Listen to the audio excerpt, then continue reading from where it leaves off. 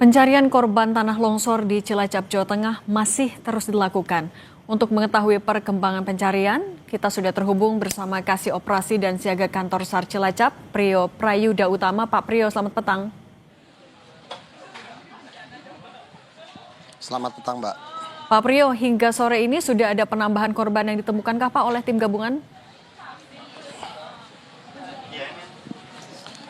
Baik, kami sampaikan bahwa hingga sore hari ini kami tim SAR gabungan berhasil mengevakuasi 2 orang. Yang pertama atas nama Kasrinah berhasil kami evakuasi pada pukul 12.03 tadi siang. Dan korban kedua kami berhasil mengevakuasi atas nama Dian Rahmadani pada pukul 14.53. Serta kami juga berhasil mengevakuasi 2 body part, namun ini perlu ditindaklanjuti oleh tim DVI terlebih dahulu, baru kami bisa konfirmasi ulang untuk terkait data namanya. Demikian, Mbak. Pak Prio, berarti memastikan untuk yang sudah ditemukan berapa orang dan yang masih hilang berapa orang, Pak? Baik, kami pastikan yang sudah kami temukan hingga hari keempat ini, korban meninggal dunia sebanyak 13 orang dan dalam pencarian 10 orang. Oke. Kalau tadi kan informasi terakhir titik sudah dipersempit lagi jadi 4 titik. Kalau sekarang Pak, apakah sudah areanya sudah semakin diperkecil lagi atau bagaimana? Baik, kami sampaikan bahwa sesuai hasil asesmen yang kami lakukan dari hari pertama bahwa 4 sektor ini masih akan terus dilakukan pencarian karena di setiap sektor ini masih ada korban yang kita cari. Demikian. Apa yang jadi kendala sampai hari keempat ini, Pak? Baik, kendala yang paling utama yang kami seluruh tim SAR gabungan hadapi adalah cuaca. Kenapa? Cuaca ini setiap hari, sore hingga pagi hari ini selalu hujan deras. Yang mana ini selalu membuat LKP ataupun akses yang sudah kami buat untuk masuknya alat berat ini menjadi lembut kembali seperti bubur. Sehingga setiap pagi hingga siang ini tim alat berat harus membuat ulang akses masuknya. Sehingga efektivitas pencarian menjadi berkurang. Demikian. Nah Pak Prio, artinya kalau lahannya jadi gembur karena hujan, bagaimana dari tim SAR gabungan secara swadaya memaksimalkan pencarian 10 orang lagi, Pak? Ya, kami saat ini mengoptimalkan membantu tim eskavator untuk membuat jalan seperti mencari potongan-potongan kayu untuk sebagai landasan agar alat-alat berat bisa bekerja dengan maksimal. Akan ada perubahan skenario kah Pak besok dengan kendala yang sudah diketahui selama 4 hari ini? Besok akan ada perubahan skenario atau seperti apa?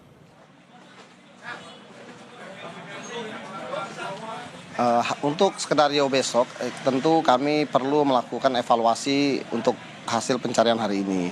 Dari data evaluasi yang kami kumpulkan nanti, ini akan menjadi pertimbangan apa yang akan kami putuskan untuk penyusunan run-off hari besok, gitu, Pak. Pak, untuk 10 korban yang hilang diduga mereka memang tersebar di 4 titik itu sudah bisa dipastikan atau masih ada kemungkinan titik lain juga, Pak?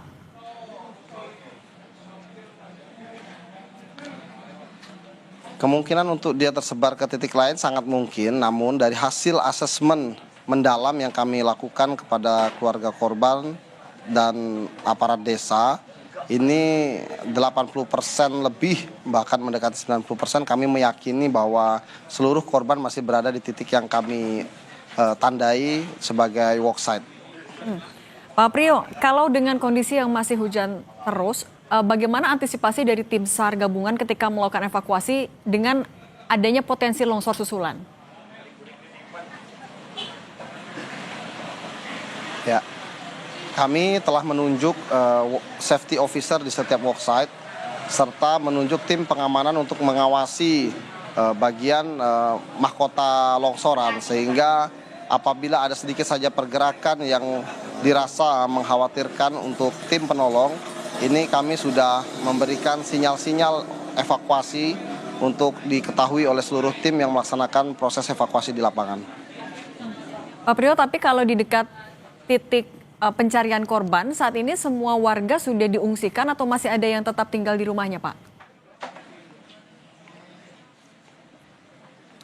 Jadi di sekitar LKP tempat proses kami melaksanakan evakuasi ini sudah tidak ada warga masyarakat ya. Sudah kami ungsikan semua oleh aparat desa. Kalau area yang tidak boleh dimasuki warga untuk proses pencarian itu radiusnya berapa meter atau berapa kilometer, Pak? Ya, baik. Kita sudah menentukan memang radius kurang lebih sejauh 300 sampai 400 meter. Namun ya ini kami menghimbau kepada masyarakat ya, banyak keluarga mungkin ingin melihat proses pencariannya karena mungkin pengen tahu, pengen keluarganya cepat ditemukan, kita mengerti itu, namun kami menghimbau agar lebih baik menunggu di tempat yang lebih aman.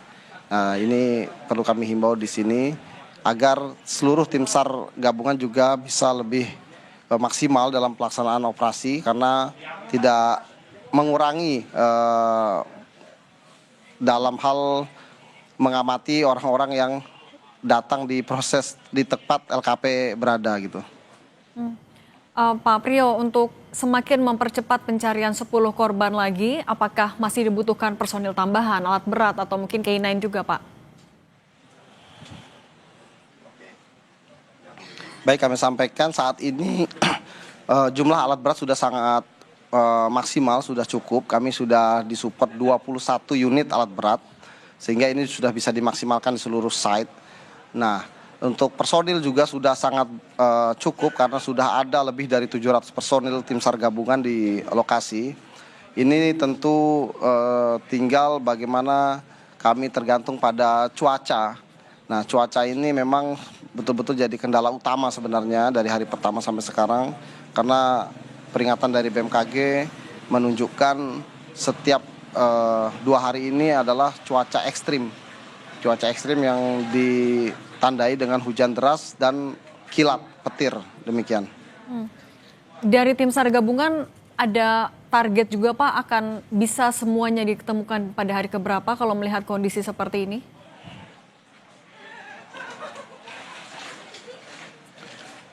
Tentu kami seluruh tim SAR gabungan optimis dan menargetkan seluruh korban bisa kami temukan secepatnya. Ya, kami mengoptimalkan semua sumber daya yang ada, baik mulai dari alat berat, mulai dari personil, mulai dari alat-alat ekstrikasi yang modern sampai alat-alat yang manual, serta Alkon. Jadi semua sumber daya kami maksimalkan, kami berharap seluruh korban bisa kami evakuasi secepat mungkin. Baik, Pak Priyo Prayuda Utama, Kasih Operasi dan Siaga Kakansar Cilacap, terima kasih sudah berbagi bersama kami. Selamat bertugas kembali, Pak. Semoga sehat selalu.